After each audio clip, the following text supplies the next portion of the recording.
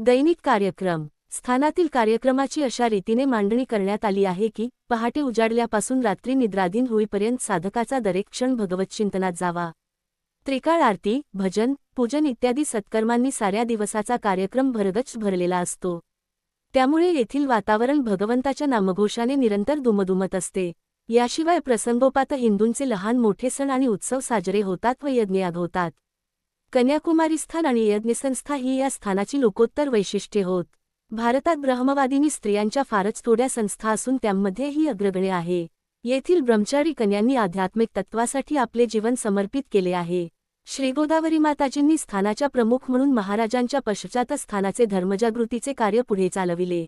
यज्ञसंस्थेचे पुनरुज्जीवन करणे ही देखील महाराजांच्या कार्याची अपूर्वाई आहे। कन्याकुमारी यज्ञकार्यात निष्णात बनल्या असून त्यांपैकी काही घनपाठी आहेत।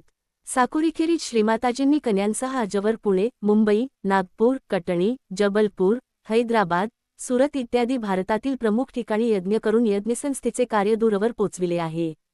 सध्या जे टोलेजंग मंदिर आपल्या दृष्टीस पडते ते बांधून होण्यापूर्वी त्याच जागी श्रीदत्तात्रेयांचे छोटेसेच मंदिर उभे होते। इ.स. 1922 सालाच्या सुमारास ते बांधले गेले व तेथे सद्गुरूंच्या पादुकांची स्थापना करण्यात आली आणि तेव्हापासूनच मंदिरात पूजा अर्चा व त्रिकाळ आरती सुरू झाली। 1929 सालामध्ये त्याच जागी हल्लीचे भव्य मंदिर बांधण्यात आले। ग्वाल्हेर संस्थानच्या राजघराण्यातील एका बाईने उदार मनाने दिलेल्या देणगीतून मंदिराचे बांधकाम करण्यात आले। घराण्यात दत्तक घेण्याच्या प्रश्नाच्या विवंचनेत असताना यांनी अनेक साधू संतांची स्थाने धुंडाळली।